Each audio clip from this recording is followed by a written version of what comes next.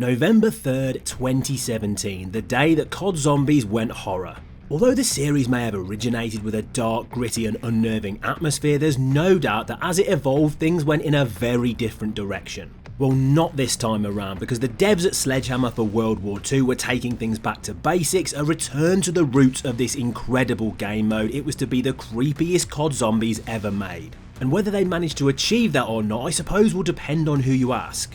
There can be no doubt though that it was a massively polarising version of our favourite game mode. It provided fans with huge positives and some of the greatest content in Zombies history, but unfortunately also gave players some of the worst and most frustrating mechanics of all time. The real question is though, did this extremely unique entry into the franchise deserve to be as hated as it was, or was it really hugely underrated and never given a fair chance by the Zombies community? In order to really answer that question, we need to take a deep dive into every bit of content, map and DLC that World War II provided players, and what better place to start than all of the brand new mechanics and changes to the mode that would shape its future over the course of the season.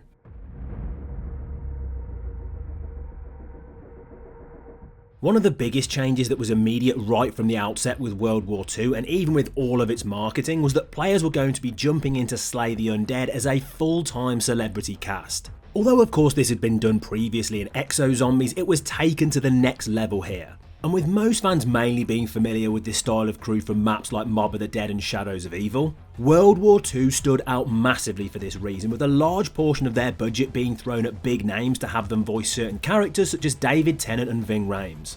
It wasn't the only major change that fans weren't expecting though, as the devs at Sledgehammer introduced some huge new gameplay mechanics with specialist abilities. Technically this kind of thing had been seen before in BO3, but with those essentially being unlockable secrets within specific maps, this was very different. Players had the chance to load in with a wide variety of special abilities of their choosing to give them an extra chance when taking on the undead. They became an extremely important aspect of the gameplay, with things like camouflage, shell shock and frontline being used by tons of players in order to take on the high difficulty levels in World War II Zombies. All of these could even be improved with the addition of mods that could be added to make your specialist ability even more powerful. By simply playing the game, fans could get hold of Raven tokens that they could essentially trade in to unlock various mods for every single specialist ability. From quicker speed when camouflaged to extra specialist charges, some of these could be absolute game changers. And the community would spend a lot of time creating what would become seen as key build combinations of various mods and specialists that would 100% be needed when taking on certain maps. But specialists and mods were just one aspect of something that would be pretty important going forward in the world of Zombies, and that was loadouts. Although in World War II it was nowhere near as in-depth as it would be in things like Cold War and Black Ops 6, it did at least give players some customization options. From a small number of different starting weapons that fans could unlock by playing, to various different explosives, and of course a specialist ability of their choosing, as I've just mentioned. There were also huge changes to consumables as they moved in a much less overpowered direction with World War II Zombies. There's no doubt that in BO3, Gobblegums were pretty insane in terms of what they could do, but then things made a slight shift with Infinite Warfare's Fate and Fortune cards. They moved in a more balanced direction, and although still extremely useful, were definitely closer to how microtransactions should be in many players' eyes. World War II took this even further by really making their consumables way more basic. From free insta-kills to guaranteeing certain weapons from the mystery box, they definitely weren't things that would change how you play the game, and loads of fans appreciated how they combined with the gameplay. And the only real way to get hold of them was through various supply drops and zombie crates. And although these were nothing new or impressive, pretty much being your standard loot boxes, one of the best ways to get hold of them without paying definitely was useful. Contracts and orders were hugely important when it came to getting hold of consumables to use in Zombies. Players could make various choices that would give them certain challenges, such as getting headshot eliminations or using the Pack-a-Punch machine that would provide them with supply drops for consumables and other things. As soon as players managed to get themselves out of the menu and into the actual game though, one of the first things they'd see was something that had never really been a part of Zombies up to this point. An actual prologue mission designed to teach players the basic mechanics of the game, such as using points to pay for things and even executions that were new to World War II. Even better, this prologue style mission could be unlocked for classic survival play after its completion. Known as Groston House, this was a major throwback to classic Zombies with an extremely tight play space and massively creepy atmosphere. In terms of getting to high rounds, it's got to be considered the hardest thing in the entire game by an absolute mile. Partly because of how little room there was, but also because when you hit round 50, you had to take on the hulking Brenner mini-boss with nowhere to run. It was insane. And things weren't helped by a completely revamped health system that players needed to get their heads around fast. Although certain classic perks still existed through various blitz machines, that was not the case for Juggernog. It was gone, being replaced by a brand new armor system. There was no longer any chance for players to increase their health in the old school way they'd been doing for years. This time around, fans would pay for 3 armor slots that would be knocked down if they took too much damage from the zombies, and these wouldn't regenerate unless players sacrificed more of their jolts in order to replenish them.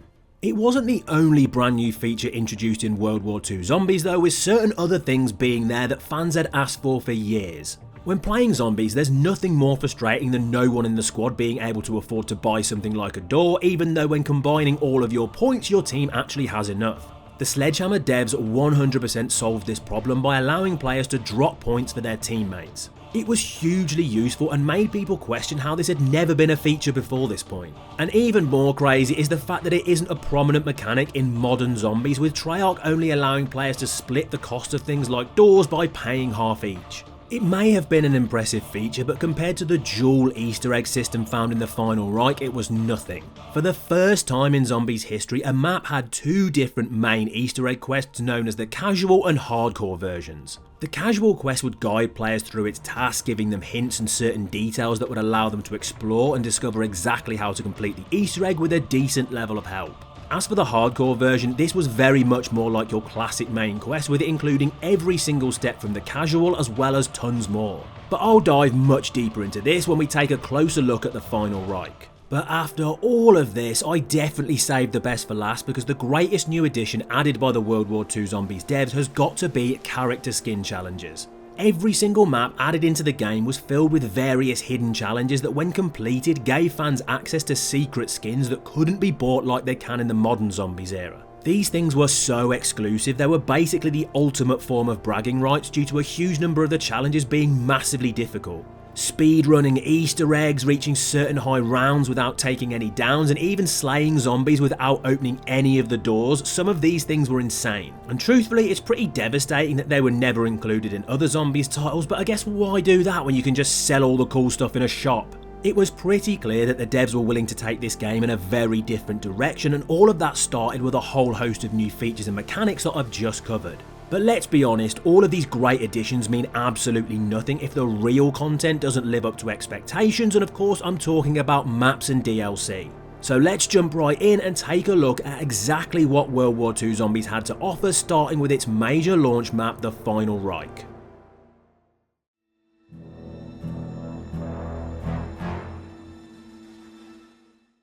If it's not Treyarch Zombies, then it's no good.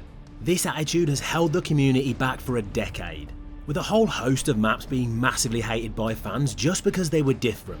And so I'm here to tell you, the Final Reich is way better than you remember. Never given a chance by many players and forgotten by others nearly 10 years after its release, the main launch map for COD World War II brought so much to the table and pushed this great series in a direction that no one expected as Zombies went horror. Groundbreaking Easter egg systems, and atmosphere to rival the best of all time, and a truly menacing final boss. The Final Reich got so much right, so let's talk about it.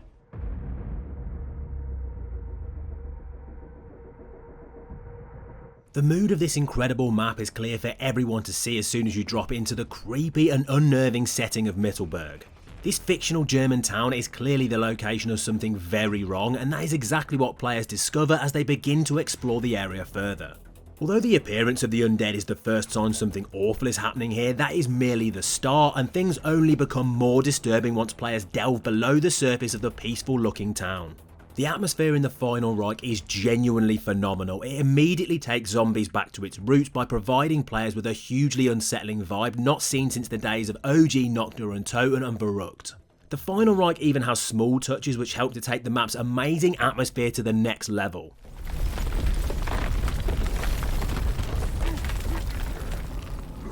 Small earthquakes are not something this experience necessarily even needed, but it's minor additions like this that really make it feel like the devs put everything they had in to create a genuinely incredible setting for fans. If the atmosphere isn't already impressive enough above ground, it gets taken to the next level as players make their way underground into the bunker. The command room serves to lead fans towards various different routes through this disturbing experimentation facility, with many areas immediately showcasing to fans the horrors that have occurred here. It's the finer details though that put the final Reich above 90% of other Zombies experiences in terms of atmosphere. Disgusting design, satanic practices and failed experiments make it clear that this is not your everyday Zombies map, and so much more effort has been put in here to turn this facility into something that would introduce fans to World War II Zombies in the best way possible. The Pack-a-Punch area in the final Reich could be one of the most truly disgusting in the history of the mode. A large underground area filled with blood and entrails, which when combined with the map's theme of human experimentation gives you a pretty solid idea of how this underground area came to look the way it does. Gruesomely preserved creatures line the halls of this facility, haunting every step the player takes. And even when playing solo, you know you're never truly alone, and I don't mean that in a good way. You're forever being watched by the haunting monsters that are merely waiting to terrorise you. It may seem like in terms of atmosphere and setting that is everything the final Reich has to offer, but there is actually more lying even deeper than the laboratory itself. Once players enter the mysterious salt mine, the map takes the occult and dark religious tone of the map even further, with various markings and details showcasing the extremely grim forces at play here, and how the enemy wishes to use these powers to create the ultimate undead army in order to achieve world domination. All areas of the map serve to create what I believe is pretty much the ultimate atmosphere for a Zombies map that is attempting to take players in the direction of horror. It has everything an experience needs in that regard. The final Reich really does feel like the full package when it comes to its setting, offering fans the ultimate disturbing playground in order to set out its stall for the story ahead, and grip players for what would become known as one of the darkest and most horrific entries in the history of the Zombies franchise. And that's improved even further by the impressive story woven throughout the final Reich. The narrative centres around the arrival of the four main characters to the town of Mittelberg: Marie Fisher, Jefferson Potts, Olivia Duran and Drosten Hind, also known as the Monuments, Fine Arts and Archives section, or MFAA. They're sent to the area in order to retrieve various artifacts stolen by the enemy, but each character of course has their own individual motivations, with the most important one being Marie Fisher, who is really there to search for her captured brother Klaus. Encountering the undead immediately upon their arrival, the reasons for this horror become quickly apparent. It's all down to Peter Straub, a sick and twisted doctor who has been experimenting with a dark energy known as Geistkraft that possesses the power to reanimate the dead, and he is hell-bent on using it to create the most powerful army in the world. The narrative actually goes even deeper as players uncover the secrets of the final Reich, with it having links to German folklore connected with Barbarossa and his sword, the hilt of which can be found in Mittelberg, and the sadistic doctor is looking to use its potentially world-ending power in his disgusting schemes. The final Reich does an amazing job of setting up the story it wants to tell across its multi-map run, and really get players invested in the characters and the deep dark narrative that's being told. Although it's fair to say that this is probably the strongest the story would be throughout the whole of World War II Zombies, with a gradual decline in quality as the maps would go on. That's not to say it's bad though, as in my opinion it definitely isn't, but sticking with the great heights of the final Reich's narrative was perhaps something the series didn't manage to achieve as it went on. But with that said, the story on display with this launch map is just another great aspect of this incredible experience, and quite frankly puts a lot of more modern Zombies narratives to shame with its well-told in-depth story, which is not only showcased through various aspects of the map but also the characters we're playing as.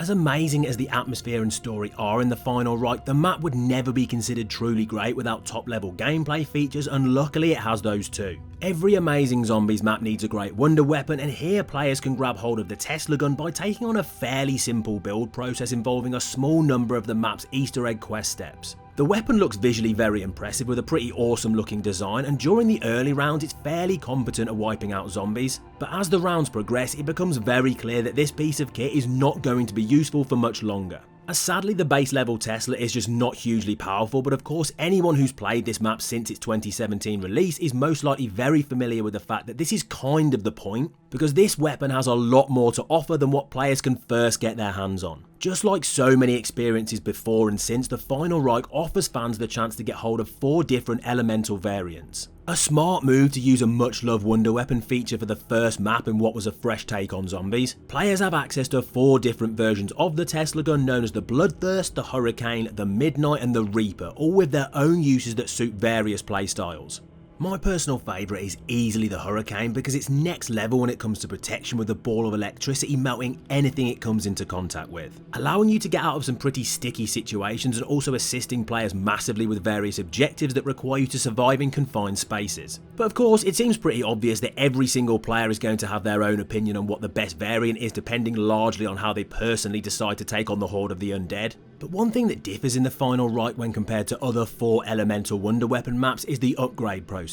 Often with classic maps like Origins and Der Eisendrache, fans don't really seem to have a major issue with the upgrade process to obtain their favourite, but this definitely wasn't the case with the final Reich. Although the various methods weren't considered to be massively difficult by many, they were believed to be hugely tedious and downright annoying by some. In some respects, I can agree that the requirement to hoard up certain enemy types in order to perform trap-based sacrifices can be somewhat frustrating. I do, however, personally feel like that only really becomes a major issue when trying to complete the hardcore Easter egg that we'll get onto very shortly. If you're merely looking to just hit some high rounds or slay the undead, then performing one of these tasks in order to get your favourite wonder weapon variant doesn't really seem like too much to ask to obtain something so powerful. The weapons themselves are also fairly well balanced, as they are of course incredibly powerful, but this power is combated by the fact that the player does not receive a huge amount of ammo for the weapon, and they also have a fairly long reload time. They're not necessarily going to win any awards for greatest wonder weapon of all time, but they're a fantastic addition to the map and have a pretty unique, albeit sometimes frustrating, upgrade process. As many people will already know, the need to acquire different wonder weapon variants forms a fairly large chunk of the map's Easter egg, or should I say that it forms a fairly large chunk of one side of the map's Easter egg. Because the final Reich is unlike anything ever seen in the world of zombies up to that point. It was the first ever experience to contain 2 very different main quests, what would be known as a casual Easter egg and a more hardcore version. With the former offering a more directed type of quest, with tasks being more clearly indicated to the player in order to guide them through the egg before reaching its final conclusion, which we'll get onto. Although this more casual version is certainly the easier of the two, it doesn't come without its challenges and does at least provide some level of difficulty for players, and is, to be honest, probably harder than certain more modern main quests such as those found in Cold War. It actually incorporates some brilliant steps, from lightning rod defences to zeppelin destruction and even uncovering secret hidden symbols. Although not the hardest quest available in the final Reich, it's still an awesome addition for fans who are looking for something solid to do but perhaps not push themselves to the point of insanity. Because where the real difficulty comes in is with the often described hardcore version, and that name fits perfectly for this quest because it's genuinely hugely challenging in the best way possible. The hardcore quest contains every single step from the casual, but also additional work, with a large portion of that being the need to craft every single one of the 4 upgraded wonder weapon variants. And when you combine both of these requirements, you have yourself something hugely challenging, with fans needing to become massively efficient with how they play the map in order to accomplish everything before the rounds get too high. The ultimate test for the final Reich though is the completion of the hardcore Easter egg on solo, because this thing doesn't scale for the number of players in the game. It's exactly the same no matter whether you're playing in a squad or on your own. All 4 elemental variants need to be crafted even when taking on this quest solo, which is sometimes not the case with Easter eggs, with a good example being Der Eisendrache, where only 1 bow is needed per player in the game. But let's be fair, I suppose this is called the hardcore quest after all, so it's kind of reasonable. Being totally truthful, I think both of these eggs are fantastic, offering players a great option between a fair yet challenging quest and one that truly pushes them to their limits. And although this map has many positives, this dual system is probably one of the most impressive things about it. The only real tragedy is that it didn't carry over into the other World War II Zombies experiences, only being found in the final Reich. No matter which version of the map's quest players decide to take on though, they both culminate in the same boss fight. Fortunately though, this battle is up there with the greats, at least in terms of spectacle anyway. I mean, your first real glimpse of your final enemy is truly breathtaking as you gaze upon the Panzermorder.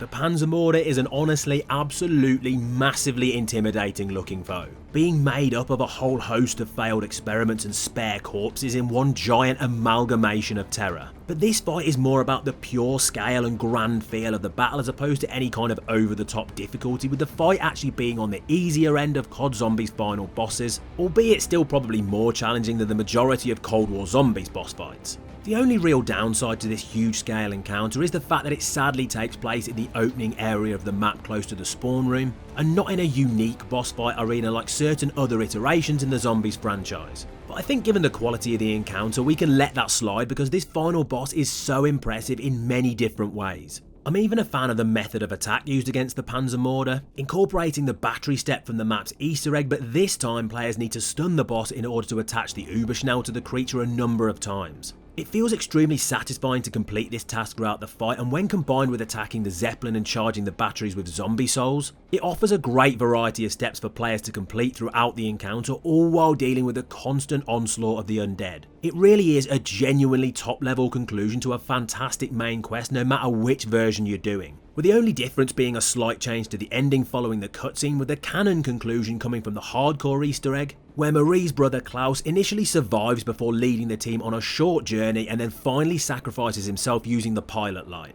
But spoiler alert, it wouldn't be the last time she would see him, but that would come a little bit later in the World War II Zombies story. But no matter whether you're taking on the final boss or merely playing casually, one of the most unique things about the final Reich is its huge variety of enemies. Now sure, this is something that would end up existing across the whole of the World War II Zombies experience, with certain newer enemies being introduced in quite a few of the DLCs too, but as the vast majority of foes made their debut in this map, it's best to talk about them here. I mean, we've got the normal undead, hardly surprising in a Zombies experience though, is it really? But luckily that's just the start. One of the first alternatives you'll run into after activating the pilot light is the infamous pests, well known for their loud sound of buzzing flies alerting you to their presence. Although they form their own solo rounds very much like hellhounds, they also exist in the normal enemy pool too after a period of time. Easy to dispatch but extremely fast, and although some can find them annoying, I actually think they shake up the gameplay in a positive way, meaning players have to move at very different speeds when they're around in order to not take a cheap down. As players delve further into the rounds or take on certain aspects of the map's quest, they'll come across their next foe known as the Wussling, a hulking behemoth wrapped in various metal upgrades with a club arm just waiting to decapitate you. On release, these enemies were pretty despised due to their huge overabundance, but many years later they're far less of an issue, with their numbers having been nerfed heavily, meaning only a much more reasonable number can spawn in the map at one time. I actually think the Wussling, although sometimes frustrating, once again provide a very unique play mechanic, with their speed being extremely slow, leading to encounters where they're found nowhere near the main horde of zombies and instead lurk around corners or in doorways waiting to take heavy swipes at players not expecting their presence. But luckily for anyone in the know, there is a totally fair and simple way to avoid taking shots from these beasts. All that's needed is a simple shot with a weapon to force them into their charge attack, and during this time they won't be able to even hit you. Meaning if you're not really looking to wipe them out at that point, then you don't really need to and can continue on with what you're doing without too much hassle. Even better is the excellent way you do need to take down these foes once you're ready. Although they can actually take damage from the front, it's massively reduced and not efficient at all. However, they do have a brilliantly unique weakness for players to exploit. After charging, they'll be open to attacks from behind due to their exposed spines, and this deals massive damage, leading to easy eliminations for World War II Zombies fans. It's a great mechanic and balances this enemy extremely well, meaning that although they may appear on the map frequently, they can be easily dispatched if you know what you're doing. And you could say exactly the same for the Bomber, another of the final Reich's unique enemy types. Sporting two different heads and a large explosive, if these things get too close they could decimate your health in short order, but just like the Wussling, they have a unique counter if you're skillful enough to pull it off. All players need to do is shoot the small head on the back of the creature, which will cause it to drop its bomb, meaning it can no longer hit you with explosive damage. In turn, the bomber will become much faster and be able to chase you around far easier, but they are still very easy to take down in that situation. Just another example of the excellent enemy variety on display in World War II Zombies, all largely coming with great and fair counters to avoid frustrations when they appear on the map in larger numbers. And the final towering foe is a monster known as the Brenner, who comes equipped with a pretty devastating flamethrower and a much higher level of health than every other enemy outside of the final boss. These guys act much more like the classic Panzer from Origins and DE in the respect that they chase players at a fairly high speed, looking to gradually beat down their health. And although just spraying and praying with the Brenner can get the job done, the smartest form of attack is actually to gradually wipe out its main form of attack, the flamethrower. This will leave them at your mercy, meaning you can easily finish them off whilst taking way less damage. The Brenners may not be the most unique enemy in the history of zombies, but they don't appear anywhere near as often as the other foes, meaning they never really feel like they're overwhelming you. However, when they do show up, you're definitely going to need to deal with them quickly in order to make sure they don't clean out your armour. It's not necessarily that any of these enemies are incredible individually, but more their combination throughout the map helps to keep players on their toes, constantly requiring you to lean into different forms of attack in order to wipe them out successfully. And I'll take that any day over repeated rounds of training the same zombies, as it really helps to keep things fresh. There are so many things that the Final Reich offers players that really do make it a genuinely top level zombies experience in my eyes. But that's not to say it's perfect, because sadly it isn't. It has certain issues that do drag it down slightly, and unfortunately we've got to touch on those too.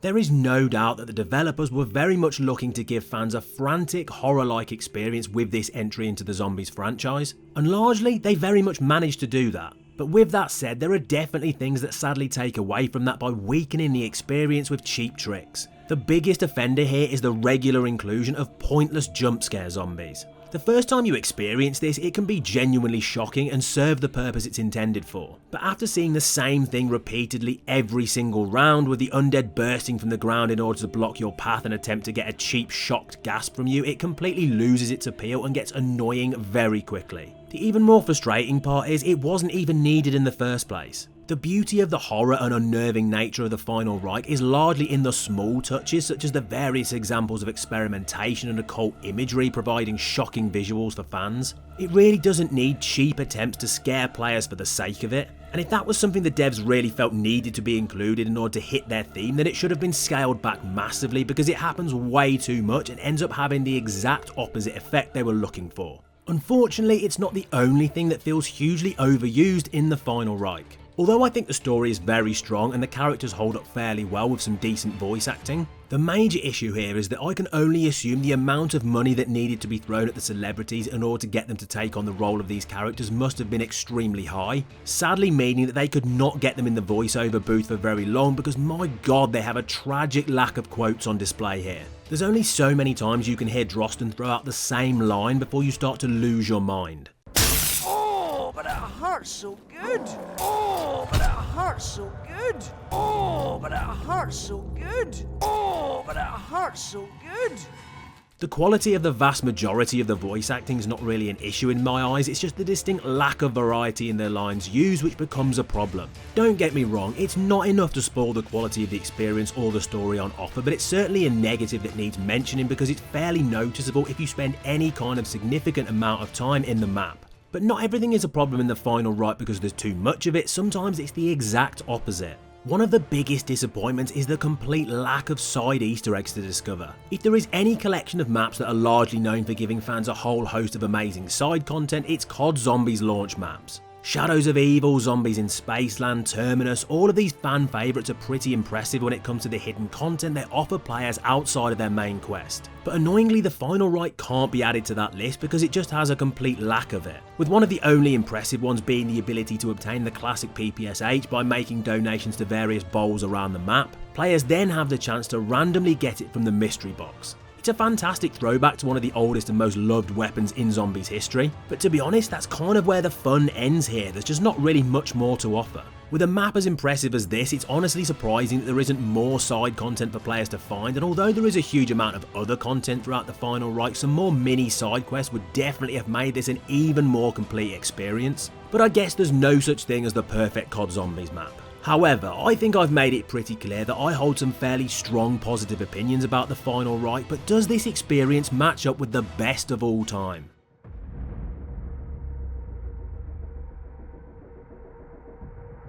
It's no secret that I definitely have a bit of a soft spot for World War II Zombies, and particularly the Final Reich. I've always believed that this entry into the world of zombies was massively unfairly treated upon release, and in my eyes is severely underrated. It's certainly not perfect, and I wouldn't necessarily say it can reach the heights of things like Origins, but I really believe that this map does not get anywhere near the level of credit that it deserves. It holds one of the best atmospheres I've ever seen in a COD Zombies experience, and when combined with a very impressive story, it offers something truly special for fans. It doesn't end there though, with the Final Reich's Easter egg design being absolutely phenomenal. The idea of having both a casual and hardcore Easter egg to suit both sides of the fanbase was genius. The only downside is this idea wasn't extended throughout the rest of World War II Zombies when it really should have been. And I'm honestly amazed no other version of COD Zombies has tried to do the exact same thing. Black Ops 6 of course added directed mode, which is probably the closest we've had. But let's be real, that just isn't the same because it doesn't offer players two different quests, it just makes the one that already exists much easier. But the Final Reich certainly wasn't the first map to implement the 4 elemental wonder weapon system. However, they definitely used it in a great way here, allowing players access to 4 unique Tesla gun variants which can absolutely destroy the undead. Sure, the upgrade processes could be a little bit less frustrating, but once you know exactly how to do them, it's almost as if they become second nature when you're looking to get hold of your favourite variant. And you're going to need it with the huge variety of enemies on display in this map. Many consider this a negative, but I'm certainly not one of them, as I truly feel like the different enemy types help to break up the standard Zombies gameplay, forcing you to change your playstyle in order to combat the different foes, and that is absolutely a good thing in my eyes. The Final Reich does come with some minor negatives, with the cheap jump scares and overuse of character quotes getting quite annoying after spending some decent time in the map. But let's be real, it's nowhere near enough to stop this being anything other than a top tier COD Zombies map and one of the best experiences in the World War II Zombies catalogue. The Final Reich is massively underrated, and this many years after its release, it's time more fans gave it the chance it deserves.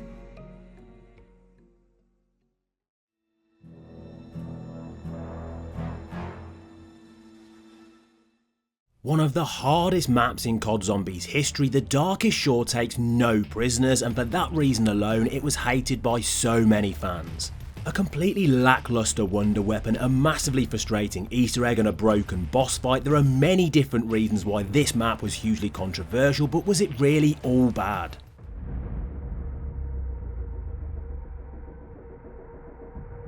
If there's one thing that the World War II Zombies universe consistently got right, it's the atmosphere of its experiences. Very much like the Final Reich that came before it, the eerie and creepy setting of the island is one of the best things about it. All of this becomes immediately obvious as you arrive on the beach and are completely swamped by the undead. This is no normal spawn though, as the area needs to be defended, and luckily you're provided with a perfect way to do that.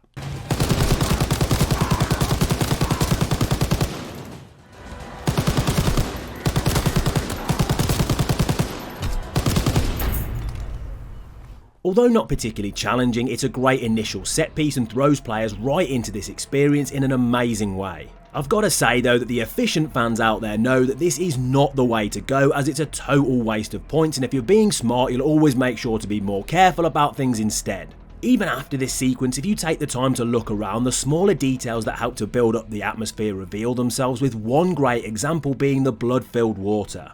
This is not something that even needed to be there necessarily. I don't think eyebrows would have been raised if the water had looked completely normal. But it just adds a layer of quality to what is a genuinely gruesome experience, and this beach area is merely the start. As players begin to make their way through the passages of Heligoland, the sinister atmosphere just deepens, with dark hallways barely lit from small areas. A lot of the fear comes from not knowing what lurks in the darkness or around the corner, and the Darkest Shore manages to keep this theme going with the vast majority of its play space. Various corpses line the island's walls, giving fans hints to the horrors that have occurred here and tease the future dangers that players will experience. With routes all leading towards the top of the base, which shows off a lot more of the militaristic tone of the Darkest Shore. And this meshes so well with the horrific nature shown so far, because it really makes you feel like you're playing in a location where some unspeakable acts have occurred, but also in a very realistic one. And as this version of Heligoland is a mixture of the real life location and a fantastical world ravaged by Dr. Straub's undead army, it gets this so right. Over the years, many players have levelled certain criticisms at the Darkest Shore, with one of the major ones being what has been described as a pretty bland colour palette. And I won't massively disagree with that. It could certainly do with the vibrancy being turned up, or perhaps the inclusion of a few slightly different colours to differentiate certain areas from each other, but I really don't think it's enough to spoil the atmosphere of the experience, which I genuinely consider to be top tier. If players are willing to explore even further than what's immediately available to them, they can find areas which push the setting even higher with regards to its gruesome nature. The ritual chamber that fans can discover if they move forward with the map's main quest that we'll get onto later is a truly disgusting sight to behold. A fresh enemy known as meuchlers can be seen worshipping their godlike deity in a pool of blood. It's got to be one of the most incredible sights that the Darkest Shore has to offer in the most disgusting way possible. Many COD Zombies fans would agree that the Darkest Shore gets a huge amount of stuff wrong, but to me the atmosphere is definitely not one of those. It was always going to be extremely tough to reach the heights of the eerie nature of the final Reich, but this experience comes really close in that respect. The unnerving environment is one of the strongest parts of the first DLC in the World War II Zombies catalogue, and although there are other major positives, this in my eyes is easily its biggest upside. But there are even more aspects of this experience which help to build the creepy environment even further. Alongside the huge returning catalogue of enemies from the final Reich, the Darkest Shore adds one of its craziest, creepiest and most dangerous foes yet, the Meuchler. A twisted mess of metal, limbs and speed. Outside of World War II Zombies boss fights, there are no other enemies that come close to the devastating terror of the Meuchler. The dark beauty of this enemy comes from two very different places. The first aspect of the fear generated by this enemy is the unknown. Where is it and what's it doing? It manages to create this anxiety in two ways by using the often disliked fog and event system around the map. The player is constantly wondering where the Meuchler is it hiding in the fog, has it scuttled away to some unseen location? You can hear it, but that's not enough. It always has the upper hand, and that in itself is pretty terrifying. This is only part of the problem with the Meuchler though, because when you finally have it in your sights, its attack power is pretty insane. It can absolutely decimate your health in seconds, which is not something you can say for many enemies in World War II Zombies.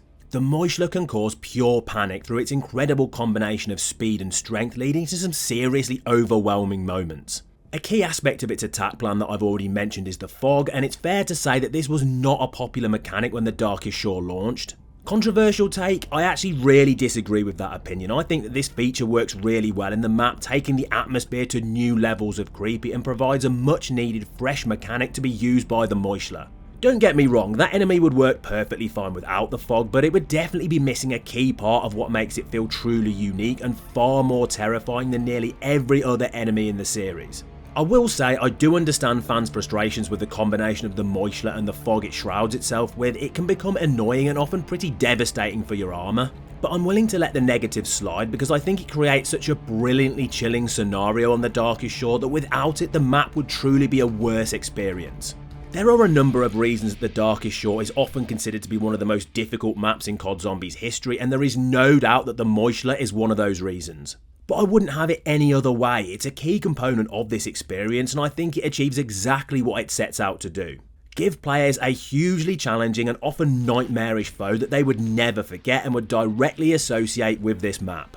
Not everything in the Darkest Shore is black and white though. It's not always an obvious positive or negative. Certain things exist in a much more grey area, and in my mind that is definitely the case for the map's Easter egg. Which leads me to do something that I wouldn't normally be okay with, splitting the Darkest Shore's main quest into two very separate sections. This is of course the good aspects of the experience, so let's touch on which steps are genuinely brilliant. The U-boat pen lockdown is a chaotic, unforgiving mess of a step, and I absolutely love it.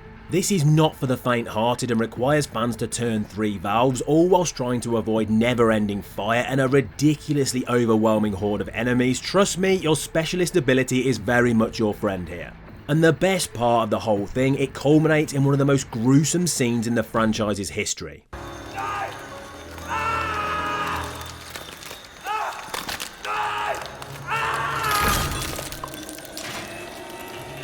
But the amazing steps don't stop there though, as the island comes under heavy attack, and it's the players' jobs to make sure that these waves of planes don't cause Heligoland to crumble into dust. Jumping onto giant flat cannons high atop the base's walls, players have to do their best to wipe these winged enemies out of the skies, and I've gotta say it's up there with the coolest and most unique steps ever seen in a COD Zombies Easter egg. It fits the theme of the map perfectly, and although not particularly challenging, it's honestly still to this day really refreshing to see the devs try something completely different. And even this many years after the release of this massively underrated mode, there are very few main quest steps that feel as unique as this. It's not the only aspect of the Darkest Shore's Easter egg that stands out as massively original though, because the island defense doesn't end with taking down planes. Later, fans need to make use of the very visually impressive artillery cannon in order to destroy boats lurking just offshore as they attempt to bomb players into an early trip back to the lobby. Who would have thought that a game of battleships would turn into such a cool and interesting COD Zombies Easter egg step? It may not actually be that mind-blowing, involving simple changes in elevation and direction in order to use the correct aim to attack the ships, but when compared to year after year of pretty similar main quest steps, this definitely stands out as something we will sadly probably never see again. As mentioned though, not everything about this map's main quest is positive, because as players advance through the steps, it takes a pretty shambolic turn into some of the most frustrating Zombies content of all time, and of course we've got to talk about that too.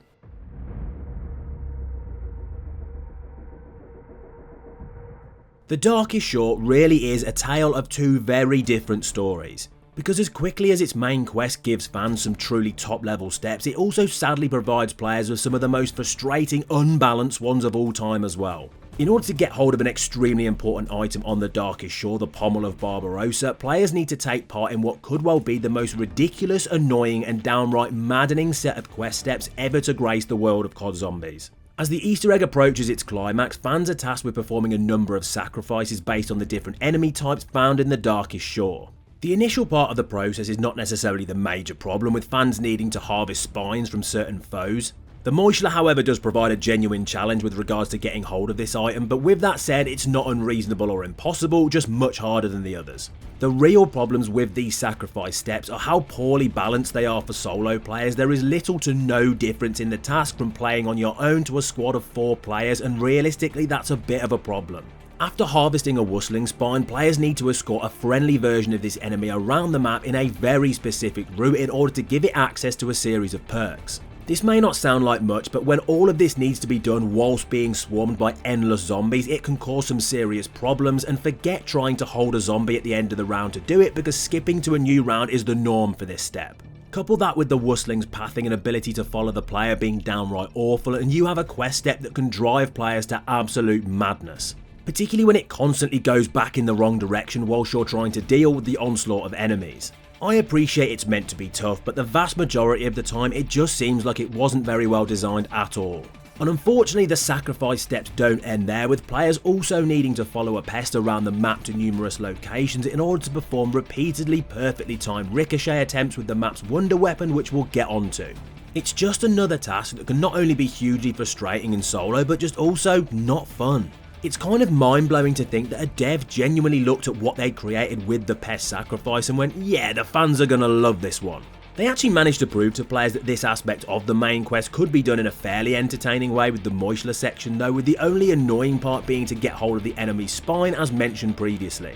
Because after that, the game of hide and seek that ensues is genuinely interesting and enjoyable, and the following mini lockdowns in the ritual room, although sometimes hugely challenging, are also a great step, so it's not all bad for this section.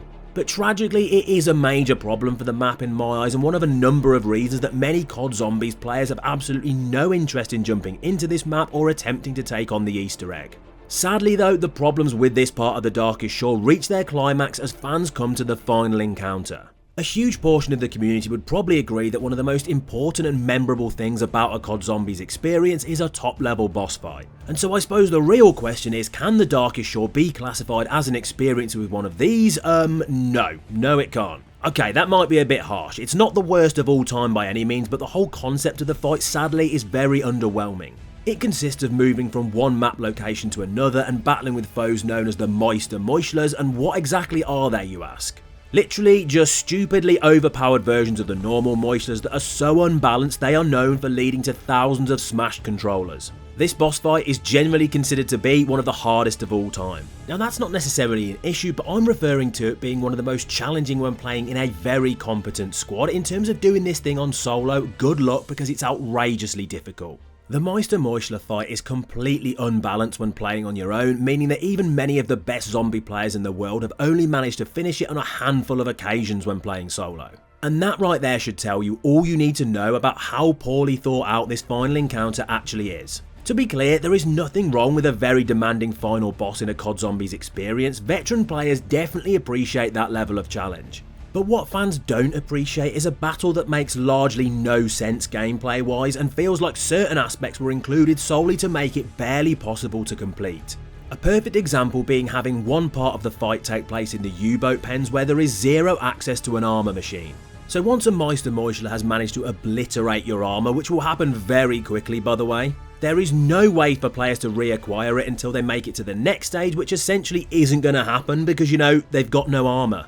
It's very much a ridiculous timeline of losing armor, not being able to rebuy armor till the next stage, and in turn not having the chance to get to the next stage to buy armor because you have none, and a meuchler will wipe you out with a mere glance. And all of this is why you often see people running a very specific camping strategy in this boss fight, because good luck trying to do it any other way. It's a genuine shame that more time wasn't put in to make this thing more smartly planned out for solo players, because this fight is honestly unbearable outside of a squad. A long time before players even reach that point though, one of the most important things they can do in the Darkest Shore is get hold of the map's wonder weapon, the Ripsaw. Being totally truthful though, the phrase wonder weapon should really not be anywhere near this item because it is bad. Obviously it's needed for various Easter egg steps, but outside of this, to be honest, it's utterly pointless. I even think there is the possibility that it could be one of the worst wonder weapons of all time. The process to get hold of the Ripsaw is not necessarily bad. I mean, I've seen a lot worse. Harvesting spines and charging with souls is pretty simple and fairly interesting, but the major problem is the reward that it gives you at the end is just not worth it in any way, shape or form. It doesn't even really feel like a true wonder weapon, much more like a simple tool solely there to be intertwined with certain main quest steps, and that to me is not the point of these iconic weapons. The whole point of a map's wonder weapon is to give players access to something incredibly powerful or often out of this world. And sure, World War II Zombies is grounded slightly more in reality than other entries into the franchise, so aliens shooting portals was probably always out of the question. But it didn't mean that this wonder weapon had to be so grounded in reality that it just ended up being boring and completely underpowered. When getting hold of something like this, fans are supposed to feel like they've just leveled up and been given a weapon that can't be rivaled by the others available in the experience, but that is definitely not the case here. Its only real positive is in the slightly earlier rounds you can use it to get easy melee kills and rack up some points, but as the rounds progress it's just not really a viable strategy for anything, and no smart player would ever be using this over the more powerful weapons at their disposal. There's no doubt that the Darkest Shore was hugely controversial upon its release for many different reasons that I've discussed, and realistically it still remains just as hated today by a huge number of players. But does it really deserve to be in the conversation for worst COD Zombies map of all time, or are players way too harsh on this experience?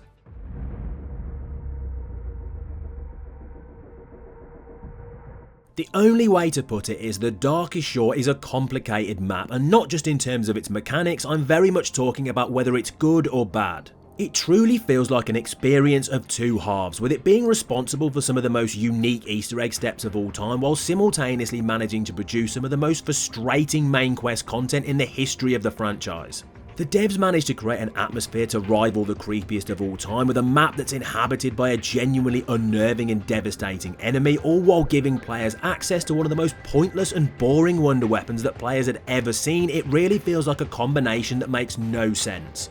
And the whole experience culminates in a boss fight that is realistically nearly impossible for a large portion of the player base unless they're playing with a very competent squad. The Darkest Shore is both confusing and frustrating with a lot of its design choices, and in some ways that is more annoying than an experience that is just straight up bad. Because it showcases to fans that it had genuine potential, and if done more smartly could even have been a map that reached the great heights of the final Reich. But with what players received all those years ago, there is absolutely no way that I could ever suggest that this was the case. There are small glimmers of quality that occasionally shine through when playing the Darkest Shore, and in my eyes it doesn't even come close to being one of the worst maps in the franchise.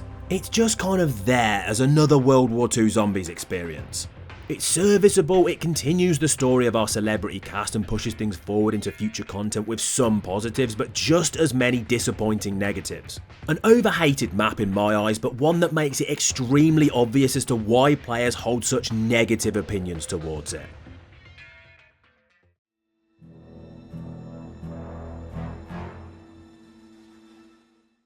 Controversially, many fans describe the Shadow Throne as Gorod Krovi 2.0, but with some hugely irritating main quest steps and a wonder weapon that's completely useless, is that a fair comparison? It's an extremely tough question because alongside the bad comes just as many huge positives. Challenging boss fights, unique melee items, and a huge shift from horror to action. DLC 2 for World War II Zombies was a key part of the journey, but how good was it really?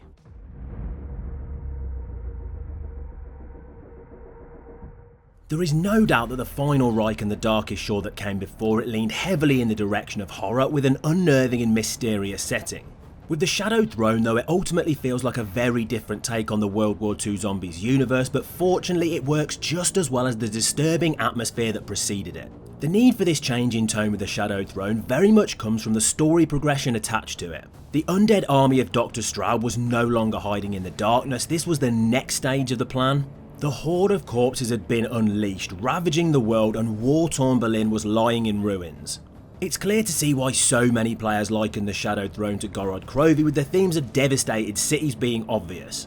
But of course things are very different in the realm of World War II Zombies, with its far less fantasy-based setting. As soon as players arrive in the Shadowed Throne, the underground tunnels they find themselves in provide a fantastic atmosphere of mystery and intrigue. What lurks above on the surface, what has happened to the city of Berlin, and what's in store for players as they explore. But even before they make the decision to do this, the map is already teasing things for fans that they'll soon discover. You can catch a small glimpse of the map's main wonder weapon through a crack in the wall. This is an amazing way to hook players immediately and give them a tiny glimpse of what the experience will have to offer if they put the work in. As fans begin to make their way through the map, they will eventually reach the surface and be provided with one of the most impressive sights in the Shadowed Throne, and maybe even in the whole of World War II Zombies.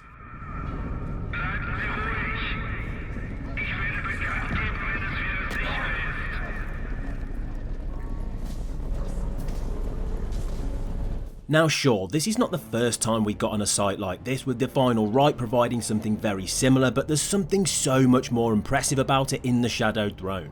It fits the vibe of the experience so well and makes the player really feel like they're up against a threat they have no real chance of beating. I have made it extremely obvious that I truly believe that atmosphere and setting is one of the most impressive things about World War II Zombies, and there is no doubt in my mind that the Shadowed Throne gets it right, just like previous maps. With that said though, it does this in a very different way, as this experience really moves away from the creepy tone of previous content and instead grabs fans' attention with an alternate style. This map creates far more of an action-oriented setting for fans. It doesn't leave things to the imagination in terms of its atmosphere, it throws it straight in your face instead.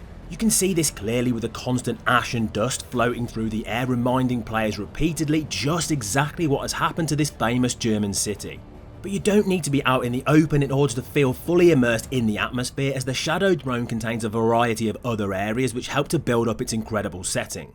The apartments have been ripped to shreds as if soldiers have torn them apart looking for anyone hiding within, once again adding weight to the dire situation players find themselves in.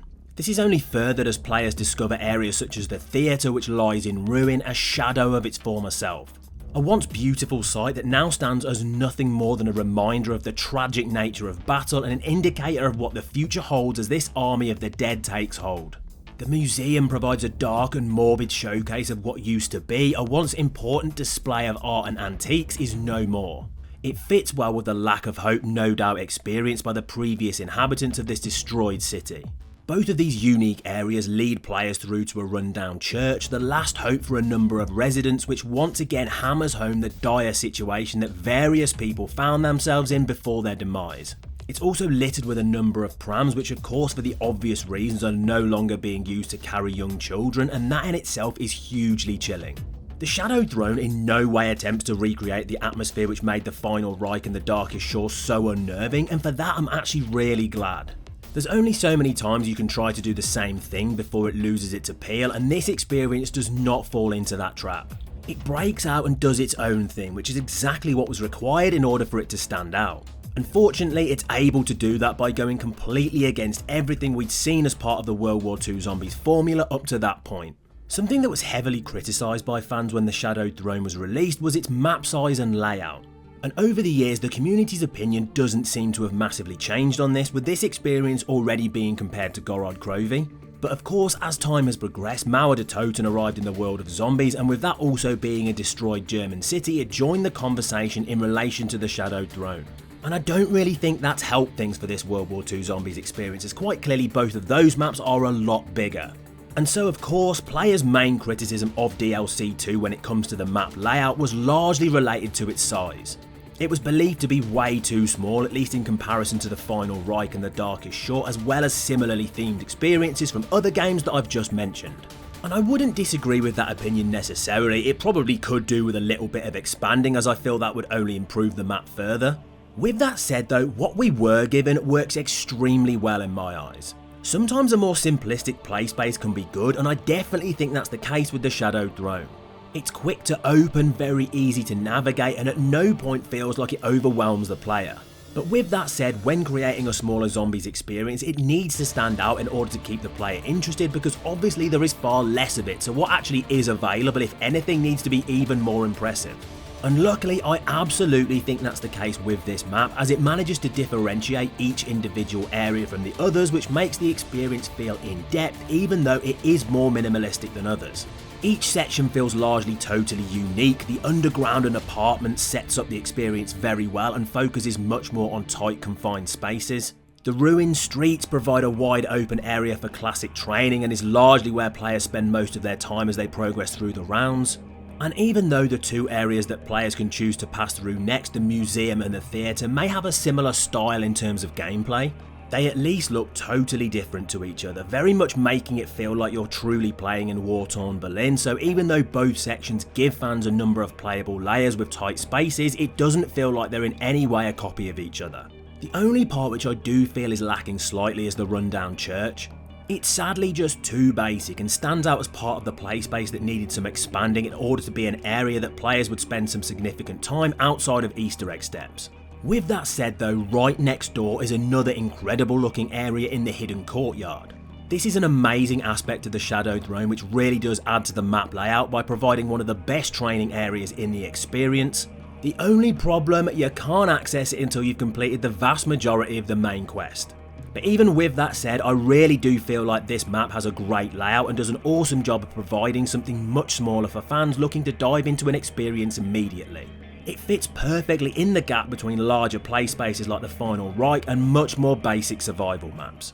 Although I'm going to discuss the Shadowed Throne's main quest a little bit later on, one thing that absolutely needs to be touched on here is actually a pretty large portion of that Easter egg, the unique melee weapons. These things are a great addition to the map and all have their own special abilities that the vast majority of players have always been very positive about. Even fans that don't want to take on the main quest can still do a small portion of it to get hold of their favourite melee weapon to take on the undead in a different way. The Smuggler's Bat has a powerful ranged attack that can launch a ball of energy at zombies. The Axe allows people access to increased speed with a charge attack and also an explosion that can stagger enemies after use. And the Dancer's Dagger allows health regeneration and even the addition of armour upon completion of the weapon's animation. Now let's be clear, these items are not about to take you flying into some ridiculously high round, they're not that powerful. But they certainly do have their place in the Shadowed Throne and can provide some very useful features that players continue to use many years after release. Although each has their own unique positives and players may have their favourites, the general consensus from the community is that the Dancer's Dagger is the most useful, and I've got to agree with this. The ability to regenerate armour solely by using this weapon is huge for the Shadowed Throne. With this experience being much smaller and filled with many tight corridors, you're going to be losing a lot of armour constantly, so being able to solve that problem through the use of a melee weapon is pretty genius, to be honest. It also takes skill to be able to do this. Knowing when's the right time to try and reacquire that armour takes planning, meaning this is in no way some kind of OP strategy that breaks the map. It is, along with the other items, just an awesome and well thought out addition to the experience that does nothing except improve it even further than what's already available. And one major aspect of the map where players often use these weapons is the Shadowed Throne's final boss fight with the intimidating and disgusting looking Stad Jaeger. Once fans manage to board the blimp where the battle takes place, they'll first need to reroute the power to the correct destination in order to cause the demise of a very important character in the most gruesome way possible. This is not possible!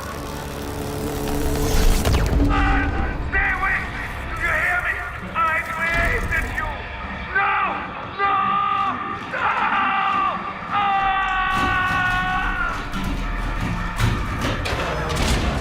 And just like that, the main villain of the story up to that point had met a very gory end, and it's all caused by the fans themselves.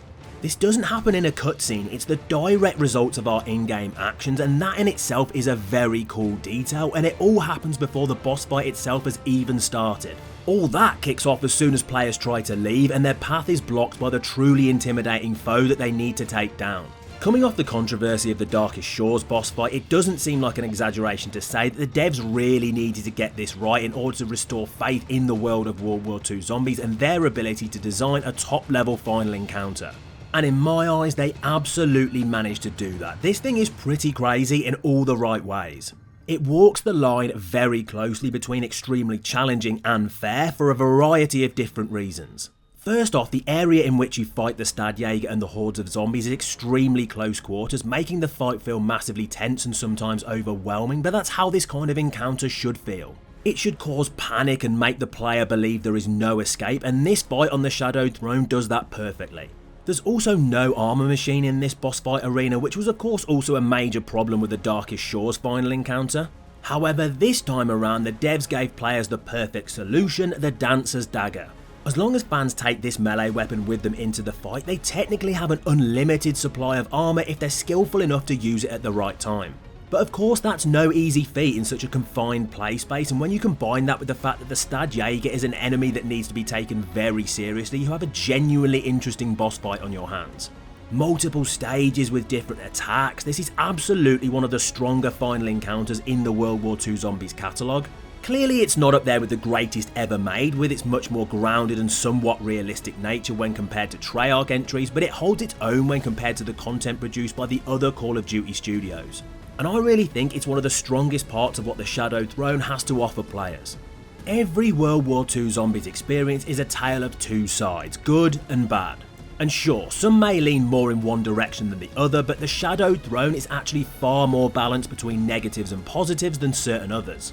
We've taken a look at what was often loved about this map, so instead, let's now take a deep dive into what just really doesn't work here.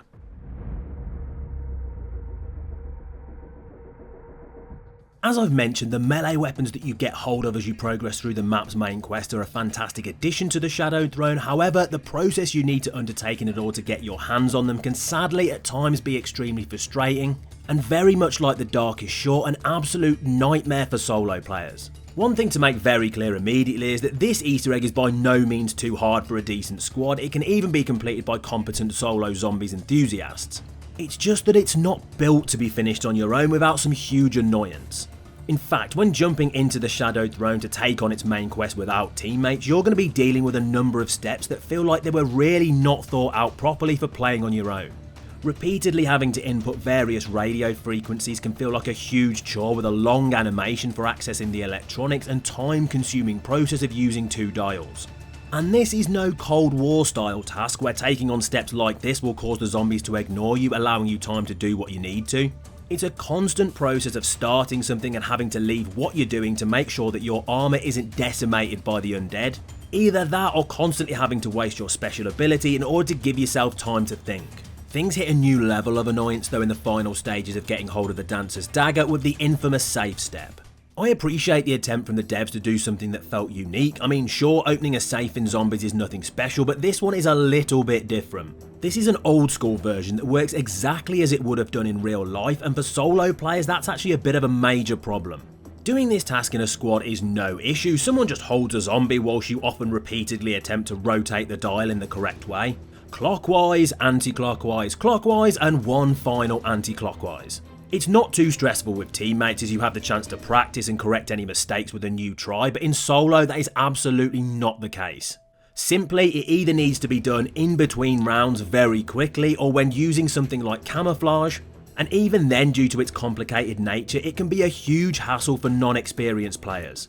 Let's be real, someone less familiar with Zombies content would have absolutely zero chance of working out how to do this without a guide. And incredibly, things get even more baffling with one of the final puzzles that needs to be completed to get hold of the Blade of Barbarossa. In the courtyard, players will find 15 statues, all of which need to be rotated to face the front.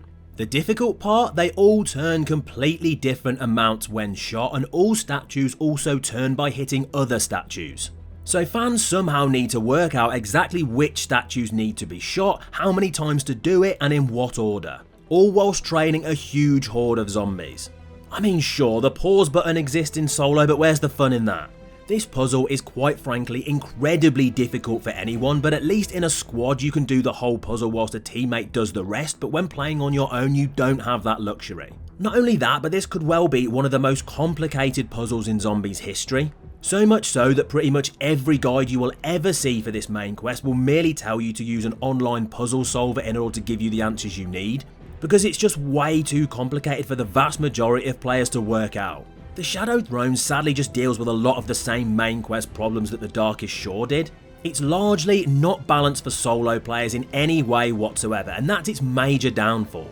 It's gotta be one of the most poorly thought out aspects of the whole experience.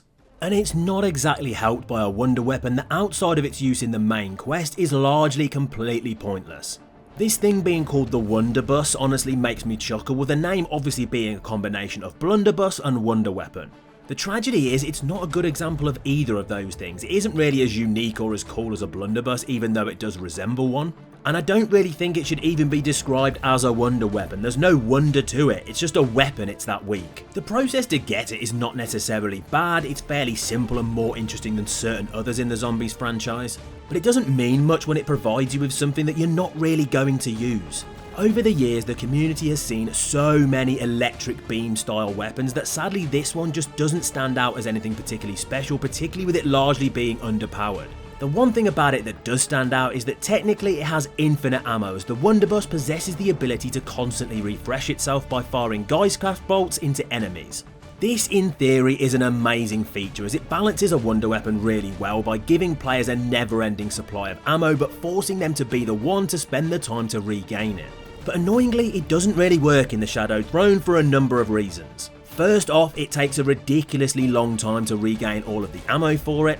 The ammo in the weapon doesn't last very long at all, and the wonder weapon itself is not strong enough once you reach higher rounds to even bother using. In theory, the idea was not bad at all, but its execution leaves a lot to be desired, and realistically there is just not any point using the Wonderbus outside of its need for the Easter egg and boss fight. Unfortunately, it's not the only thing that many consider to be hugely frustrating about the Shadow Throne. If there is one thing that World War II Zombies largely did very well, it was introducing a wealth of brand new enemy types to the game mode. Although they weren't always liked by many, there is no doubt that the devs really tried to introduce fresh enemies with a lot of its experiences. And I personally feel that in general they did a very good job of that, but with this map I'm not so sure. Just like the Darkest Shore providing players with the Meuchler, the Shadow Throne gave fans the brand new gekocht enemy, and you're probably sitting here thinking, sorry what the hell is that? Don't worry, no one actually calls it that, it's essentially unofficially known as the Sizzler now. First off, my issue with these enemies is not the actual design of the Sizzler, although they can be frustratingly fast.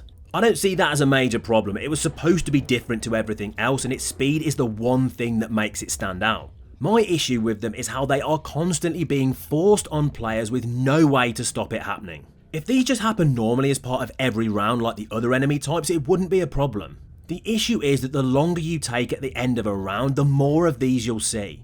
After a pretty early part of the main quest, every 30 seconds or so a normal zombie will be turned into a Sizzler, and you'll have to deal with it immediately, as you're not going to outrun these things for long. And this process will be constantly repeated over and over again until the round is finished. You can't stop it from happening, and because of this you essentially don't have the ability to save zombies to get any Easter egg steps done or acquire things you need. It's most likely implemented in this way to make parts of the main quest more challenging, but it's already completely unbalanced for solo players as it is, and this just makes it even worse in that respect. I think the enemy itself is interesting and a cool threat that needs to be eliminated quickly, but its execution in the Shadow Throne leaves a lot to be desired in my opinion. And talking about the implementation of certain features, we've got to talk about Pack-a-Punch in the Shadow Throne. The inclusion of this famous feature is largely pretty simple across various World War II Zombies maps. It generally doesn't require anything too insane from players in order to get access to it. But unfortunately, just like a few other things in this experience, it's very poorly thought out, with it being impossible to access without some kind of explosive weapon. So if you load in without some form of grenade, you literally cannot upgrade your weapon without first getting hold of an explosive weapon from the mystery box. This can't really be an oversight from the devs in any way, it was implemented this way on purpose, which is really confusing to me.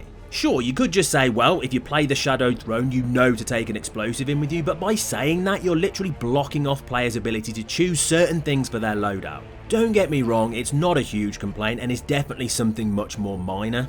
I just think when the devs decide to do something that baffles me slightly, it's totally fair to call it out. Although nowhere near as controversial as the Darkest Shore in the eyes of many players who are willing to give World War II Zombies a fair chance, it certainly has its issues. But with that said, this many years after the Shadowed Throne's release, how well does it truly hold up when compared to experiences like Gorod Krovi or Mauer de Toten?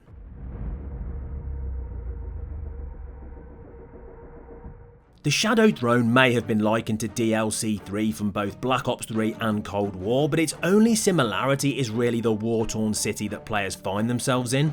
Aside from that, this is a hugely different experience. Now, whether or not that is a good or bad thing depends on who you ask. I believe that just like pretty much every other map in the World War II Zombies catalogue, it has some glaring issues that really hold it back from being a top tier experience. But that's not to say it doesn't also have some great features and an awesome yet small play space.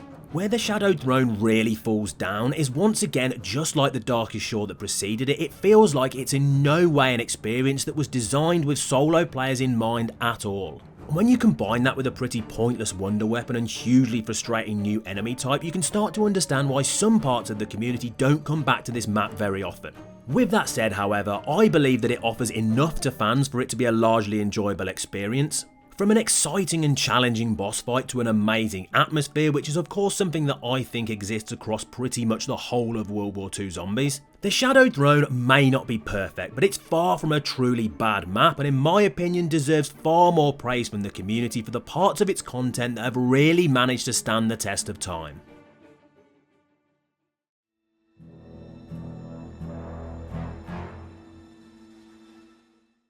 Many fans would agree that no other DLC in the history of the franchise has done as much damage to the game as the Tortured Path. A huge number of people believe that it was solely responsible for the downfall of World War II Zombies, a mistake that it could never recover from. It seems fair to say that this update changed the future of COD Zombies forever. For the first time, normal round-based gameplay was thrown out of the window in favour of some kind of objective style mode, and I think it's understandable that players were not happy, but was it all really as bad as they say? In order to find out, we need to break this down and give a fair chance to a DLC that was written off as soon as it launched, so let's kick things off by trying to stay positive.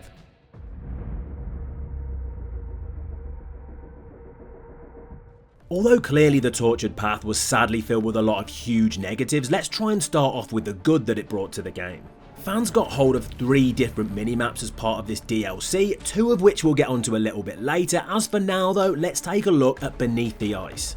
The final of the 3 when played in the correct order is easily the best that was available for fans as part of this experience. Throwing players into an incredible ancient looking cave hidden deep beneath a mass of frozen water is exactly the kind of thing World War II Zombies did so well. It managed to take players into what could probably be described as its first fantastical location, with all others up to that point being based on more realistic locations, with them either being based on real life places or emulating something very similar. This wasn't the case here though, and surprisingly it actually worked really well and provided an incredible atmosphere for fans, something that you definitely couldn't say for the other 2 parts of the Tortured Path. This was the only area of the DLC that felt truly unique, and as if real care, time and effort had been put in to create something that would make fans feel like they were experiencing the best that World War II Zombies had to offer. The aesthetic of Beneath the Ice was among some of the best that this game provided for players, even if it was incredibly small. The only downside is that of course the Frozen Dawn would expand on this kind of area massively, really giving fans a true Thule style playground to take on the zombies, which certainly limits the greatness of Beneath the Ice. However, at the time of its release, there is no doubt it was easily one of the strongest parts of DLC 3. And that is partly down to the fact that it contains what is by far the best mini-boss fight in the Tortured Path. When reaching round 10, players are tasked with taking down the Guardian, a unique and intimidating looking behemoth that unlike other enemies cannot be fought anywhere else in the World War II Zombies season. The only way to defeat this beast is by gradually knocking down its health and then refusing to allow it to heal back up again by attacking various blood waterfalls that it will use to regenerate itself. It's a genuinely well thought out mini boss encounter with a fresh gameplay strategy needed in order to complete it. Now sure, I'm not going to sit here and suggest this is crazy difficult in any way, because it really isn't, and quite clearly it can't compete with more top level boss fights such as the Panzermorder from the final Reich. But it did at least provide some level of challenge for fans due to it largely taking place in an extremely confined space. However, if you'd set yourself up correctly, then it could be completed without a huge amount of hassle. There is no doubt in my mind that this mini battle with the Guardian is some of the most interesting content that the DLC had to offer, and the fact that it takes place on what is easily the best of the 3 maps is also a huge bonus.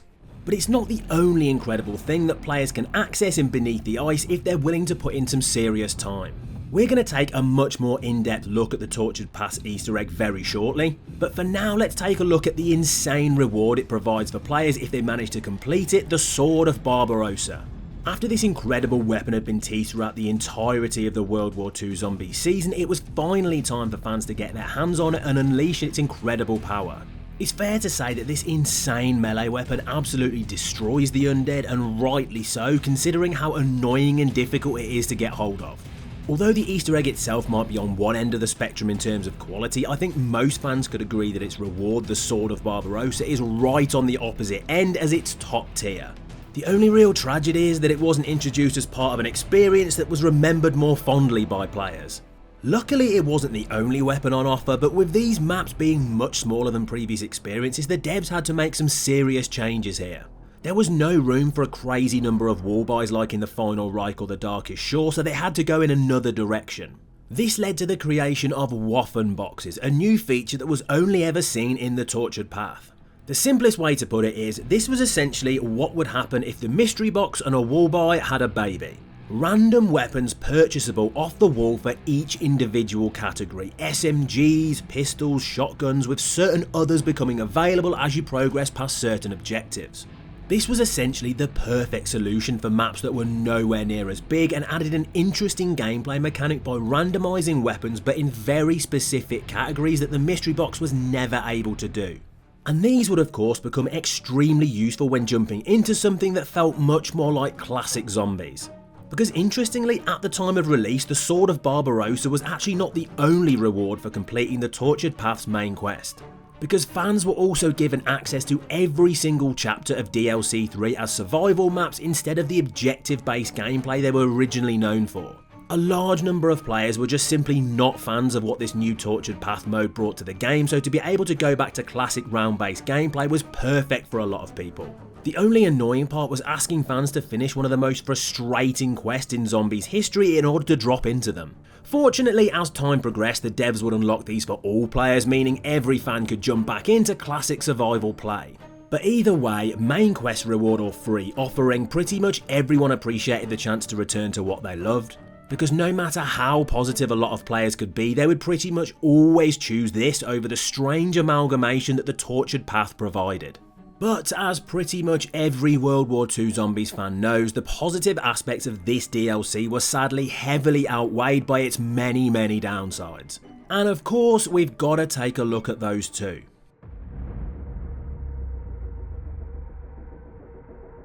The Tortured Path of course has a number of pretty glaring issues, but realistically they all boil down to the overall gameplay design of the experience. Unfortunately, this DLC really felt like it didn't know what it wanted to be. Was it round based or something completely different focusing on objectives? Well, it was both, and that was the issue here, it just didn't work. Players needed to progress through a few rounds as normal, albeit with faster and more aggressive zombies, before arriving at an objective-based wave which would consist of a number of different things that we'll get onto shortly. This process would continue a number of times, with completing certain objectives rewarding players with weapons, armour and a number of other things, before arriving at a round that would require fans to wipe out a mini-boss such as an upgraded version of the Brenner, a nerfed Stad Jaeger from the Shadowed Throne, or the Guardian that I mentioned earlier. And after that, it's over. Yeah, that's it, you're done. No option to continue round based, no other objectives to take on, your only choice is to escape the map or die. And to be honest, the escape isn't even really anything special, you just train around until a timer approaches 0 and then stand in a box and you have apparently achieved victory. Not that it really feels like it. It has got to be the strangest combination of gameplay features I've ever experienced in Zombies. Truthfully, it just doesn't work at all. It's not round based, it's not truly objective based, it doesn't know what it wants to be, and it ends up achieving neither. And as I've mentioned, the fact that it's a max of 10 rounds and after that you are essentially kicked out of the map is honestly baffling and probably the worst thing about this whole experience. It very much feels like the devs were looking to test something here and never really managed to finish what they started, and the Tortured Path is very much the result of that. In hindsight, it seems like this DLC was the first stage in a journey to move certain aspects of Zombies towards an objective style mode that was continued a number of years later with Cold War's Outbreak, various parts of the massively hated Vanguard, and of course the hugely open world Modern Warfare Zombies. The gameplay design is of course the major issue with the Tortured Path, as I've mentioned. However, it's not helped by certain smaller problems that relate to its attempts at objective based rounds.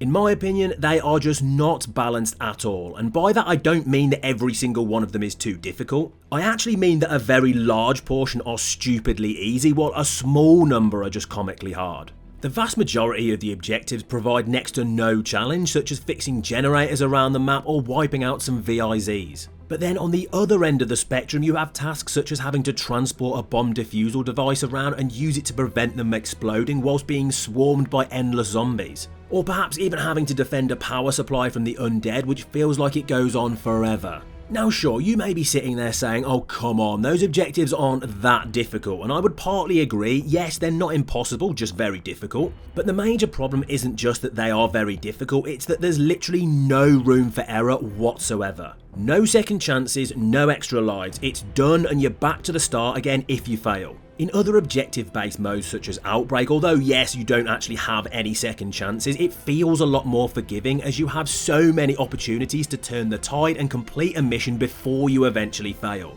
But with the Tortured Path, that is definitely not the case. Things can go from fine to absolutely falling to pieces within a matter of seconds, leading to some hugely frustrating situations where it feels like a failure can be absolutely out of your hands no matter how prepared you are. Often your success in this experience can be entirely RNG based, depending solely on what objectives the game happens to randomly give you, and frankly that's just poor design. It's not helped by the fact that 2 out of the 3 maps available as part of the Tortured Path game mode just have next to no atmosphere. I'm going to try to keep this complaint as polite as possible, as I'm fully aware of the fact that the World War II Zombies devs put a huge amount of hard work into everything that they created, and I don't want my opinions to come across as needlessly harsh. But Into the Storm and Across the Depths are sadly just extremely uninspiring and visually not at all interesting. And that's largely because they are just based on multiplayer maps and are not original to the World War II Zombies mode. They stand in stark contrast to Beneath the Ice, which fits incredibly well in this game's catalogue with its fantastical nature and great aesthetic. The other 2 parts of this experience, unfortunately though, have absolutely none of what that map has to offer. To put it quite bluntly, they are not fun to play, and that is largely because they don't feel like true Zombies experiences at all.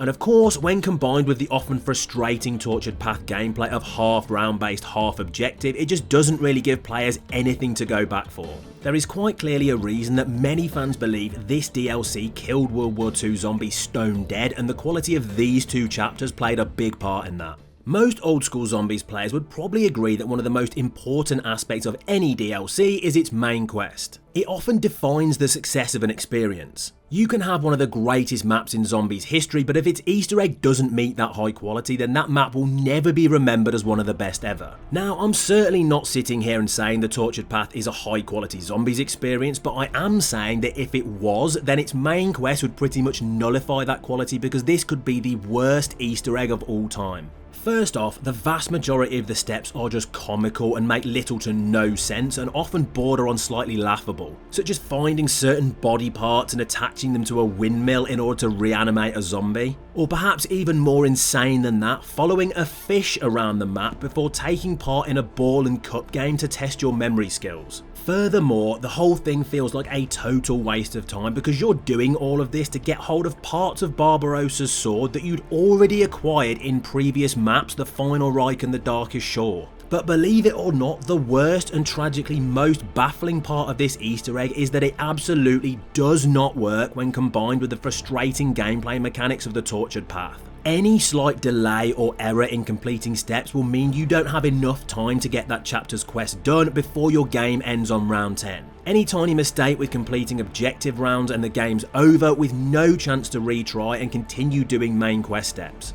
And on top of all of this, every chapter's quest has to be completed sequentially, one after the other, into the storm, across the depths and beneath the ice, all with no errors or mistakes, because if that happens, it's immediately all the way back to the start of chapter 1 with no chance to try again on any certain aspect you were struggling with. Some may describe any failure like this as a skill issue, but frankly, in my opinion, this whole Easter egg setup borders on laughable. Never before or since has a set of main quest steps been this unforgiving, and all it meant was that the vast majority of players completely gave up and never bothered to complete this. Or even worse, just completely binned off World War II Zombies and never came back to a mode that outside of this experience had a lot of great stuff to offer players. But as for the Tortured Path specifically, even so many years later, it's tough for many fans to take as an entry into the World War II Zombies universe, and understandably so. And it leaves us with the question, is DLC 3 really as bad as people believed this many years after its release?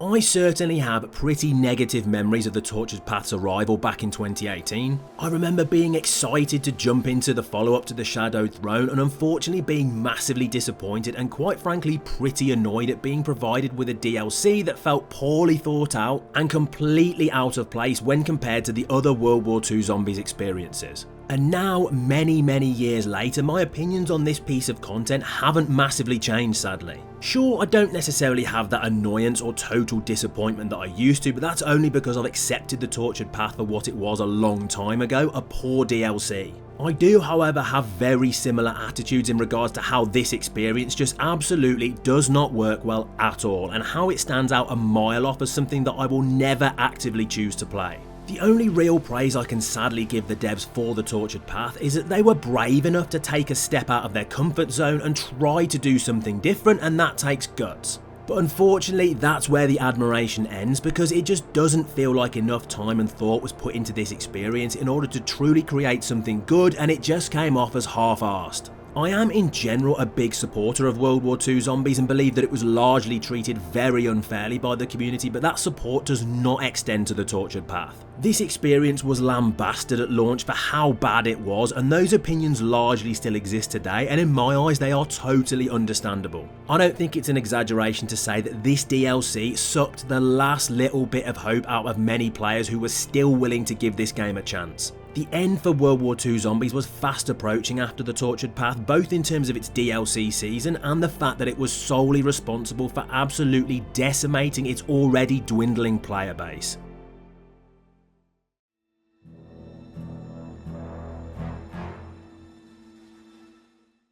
The final shot for World War II Zombies, the last hope to salvage this controversial game mode, the chance to right the wrongs of the most hated DLC of all time. After the Tortured Path tragically destroyed the community's faith in this unique Zombies entry, things were not looking good for DLC 4. But fortunately, although serious damage had been done and players had been lost, all hope wasn't gone for World War II Zombies, and the Frozen Dawn was very much that final lifeline. Could it be pulled back from the depths one last time, or would Sledgehammer's take on this famous game mode go down as one of the most hated of all time?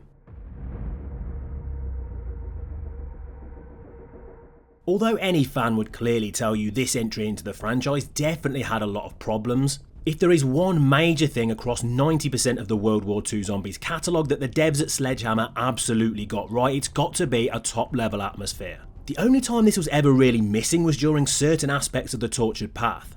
Outside of this though, a clearly defined and brilliantly created atmosphere had been present across every single experience available. From an unnerving and creepy environment in the final Reich and the Darkest Shore, to a shift in the direction of action for the Shadowed Throne, and even a total throwback style for Groston House, which really felt like it was trying to replicate the horror of Nakta and Toten.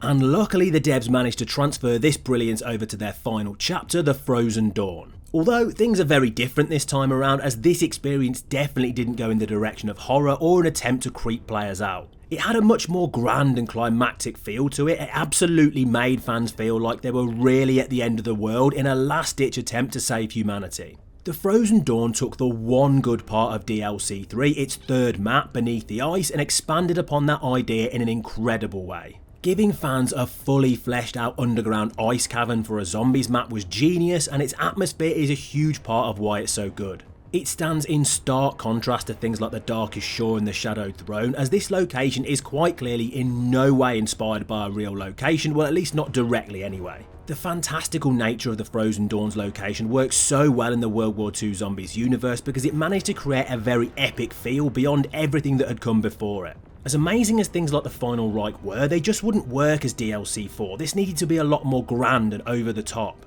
Giving players another war-torn city or zombie-infested experimentation facility as the culmination of the World War II Zombies season would not have been enough. The devs needed to go all out here with a next level idea. And that is exactly what the Frozen Dawn did so well.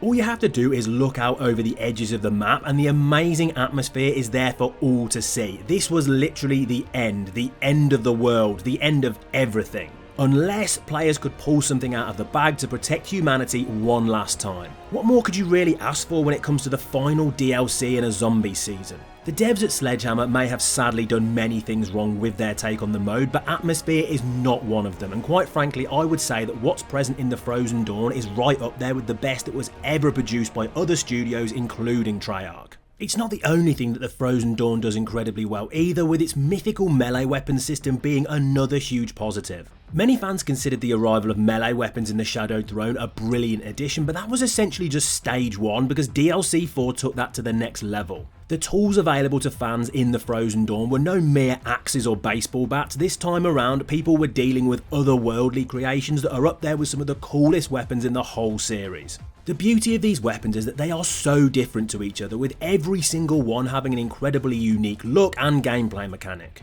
If you're into heavy strikes, then go for the hammer, which can obliterate the standard undead and even take out multiple if you throw it. The scythe offers more of a sweeping attack which can destroy most things in front of you, allowing you to get yourself out of some pretty sticky situations. The Thulian shield, as you'd expect, is a little bit more defensive, but also offers the ability to take down the horde just less successfully than certain others. And then finally we have what is probably the most unique of the lot, the flail. It has some genuinely crazy abilities, with literal teleportation being one of the coolest. All players have to do is throw the orb part of the weapon and then activate it, and they will be transported to wherever they threw it in the first place. It's pretty crazy and has to be one of the most interesting things the World War II Zombies devs ever added.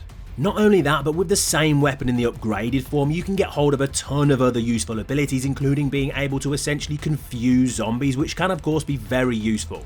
As I've mentioned though, some of the abilities I've spoken about are only available once you've upgraded certain weapons to their more impressive form, and that is a whole nother story when it comes to this section.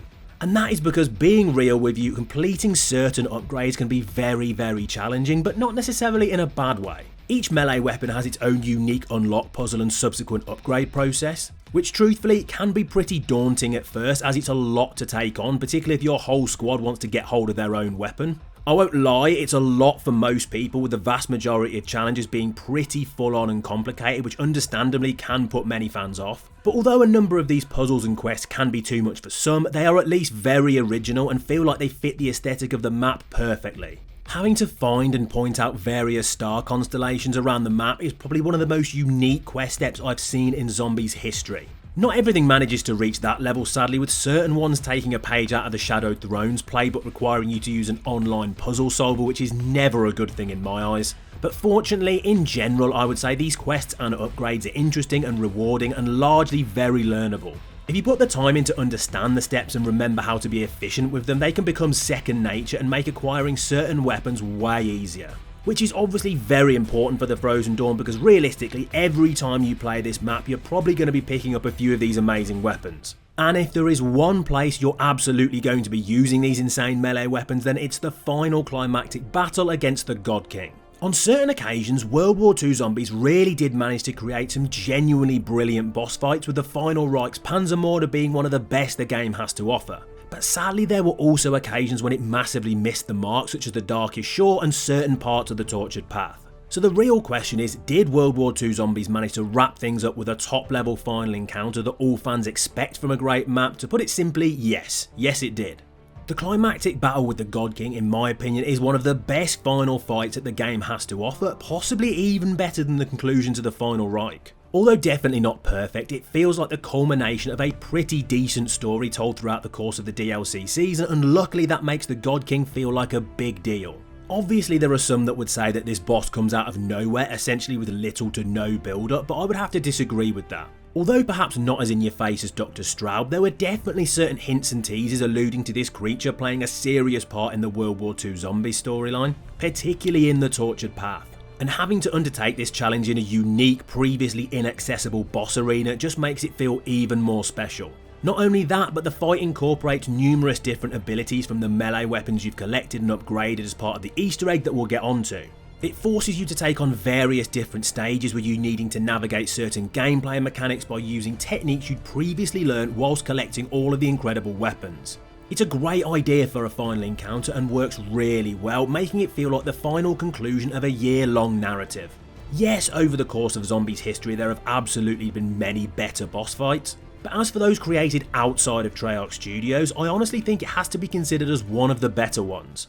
But way before you even have the chance to arrive at the battle with the God King, players were having to take down a brand new enemy that could only be fought on the Frozen Dawn, namely the Corpse Eater. Now you'd be forgiven for thinking that this is just another Sizzler from the Shadowed Throne, and sure there are absolutely similarities here, namely the super speed that they have, but outside of that they're actually very different.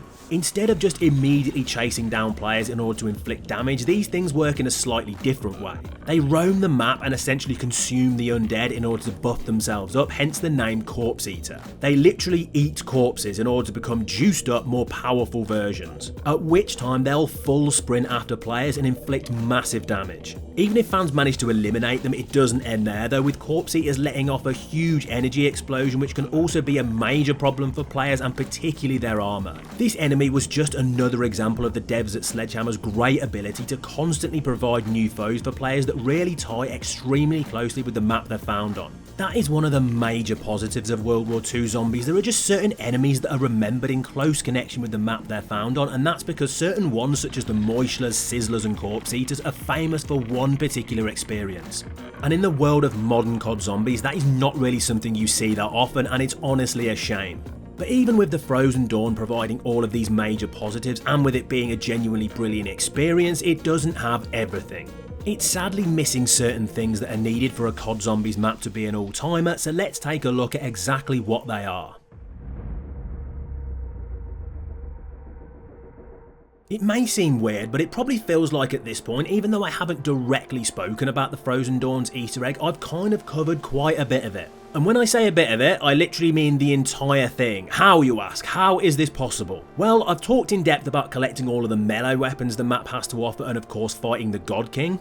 And that's it. That right there is the Easter egg, ladies and gentlemen. Even if we ignore the end boss fight and take that as its own thing, the whole of the main quest in the Frozen Dawn is getting hold of and upgrading each of the 4 wonder weapons, and sadly nothing more than that. Sure, there are other COD Zombies Easter eggs that I would talk positively about where a huge portion of the Easter egg is unlocking and upgrading 4 wonder weapons, but normally after doing that there are a number of other cool steps involving those items that expand the main quest and take it to the next level, but it's as if the devs just gave up here. Now I know time constraints were really tough on Sledgehammer and budgets were stretched so thin, so it is understandable, but it doesn't make this issue any less disappointing. It's not that a main Easter egg doesn't exist in the Frozen Dawn, it's just that it doesn't offer anything special enough to be that exciting. If you're jumping in with a squad to each get your own upgraded wonder weapons, then you've literally done the whole Easter egg right there, and the fact that I can even say that is pretty dumb. It's not the map's only issue in my eyes though, although I will say this one is much smaller, no pun intended. Because yes, the size of the experience on offer with the Frozen Dawn is unfortunately not very big at all. At least not in comparison to things like the Final Reich and the Darkest Shore. I've got to be clear, what's available here in my opinion is absolutely top level, it looks incredible and plays so well. It's just a massive shame that there isn't more of it. The Shadowed Throne was a similar size and also felt like some expansion could have improved it, but it didn't feel like it hampered the map as much as it does on this one. The war-torn city of Berlin, although minimalistic, worked in the way that it was presented as a small cross-section of the destroyed area, but sadly the Frozen Dawn feels like it's missing something. It's almost as if the underground caverns of Thule needed another layer or large area in order to feel complete. You arrive at the Overlook or Bloodpool area after traversing these interesting and impressive looking corridors with their own unique visuals and look out thinking, right, what's next? And there's your problem, there is no next, there's nothing more. It just leaves you with a slightly disappointed feeling that the final experience we got wasn't a little bit more in depth when it came to its play space. Even with these negatives though, there can be no doubt that the Frozen Dawn is a huge improvement over the Tortured Path, that's just obvious.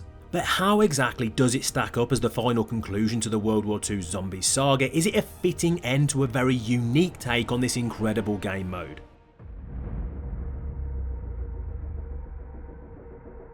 As tons of players will remember, after the lowest of lows with DLC 3 The Tortured Path, there was one final chance for the World War II Zombies devs to finish things on a high.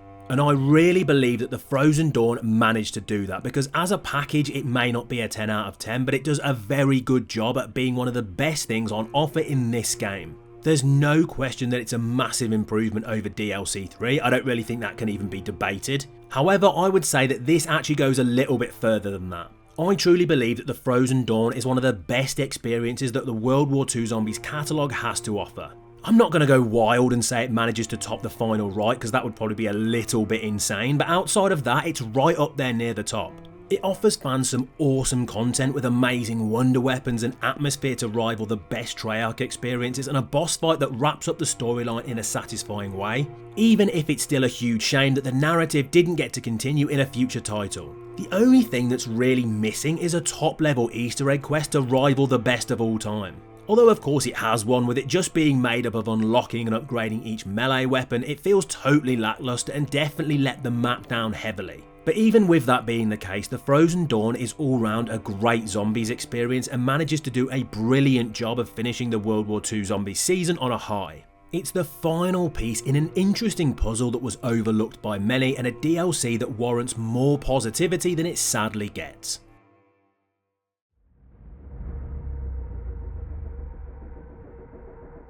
With that full deep dive into World War II Zombies content complete, there's only really one last thing to do: give a final verdict on the quality of everything available by ranking every single DLC in the game.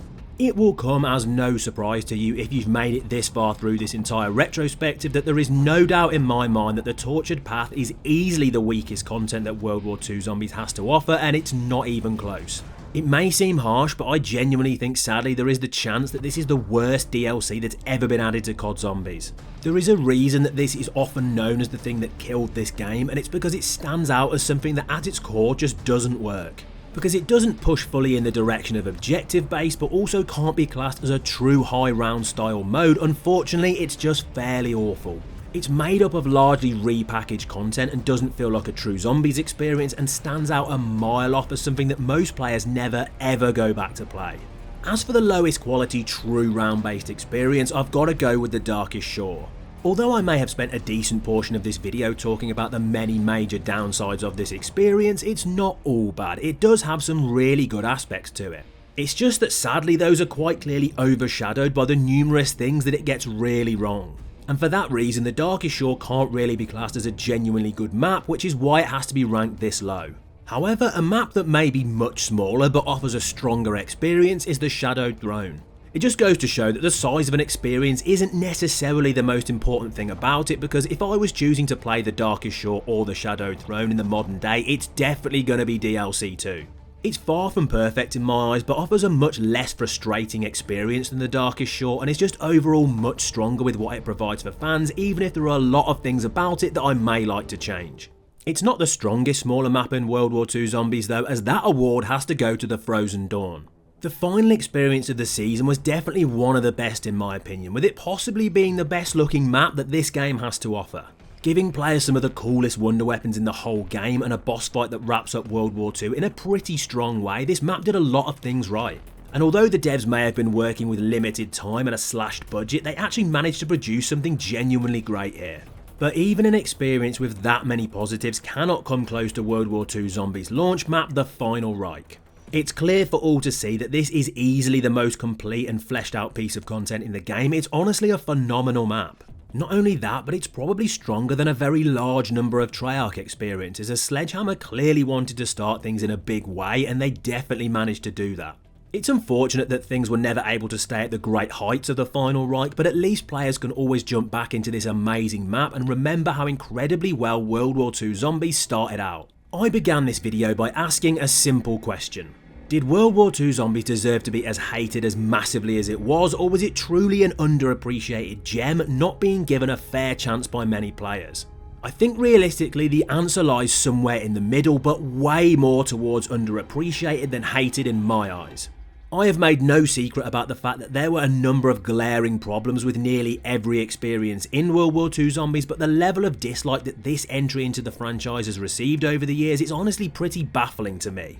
Sure, it does many different things wrong, but it also managed to do way more right, and in some ways actually did certain things better than Treyarch. It offers some great content for players and a fairly strong story throughout, and holds a special place in my heart for some of the bold choices that it decided to make. It's 100% a huge shame that it didn't manage to produce a whole DLC season as strong as the final Reich, but at least it finished its run with more great content in the Frozen Dawn. And although there will probably never be a time where World War II Zombies is looked back upon fondly, if more players were willing to give it a fair chance, they may actually find that they can make some incredible memories in this game.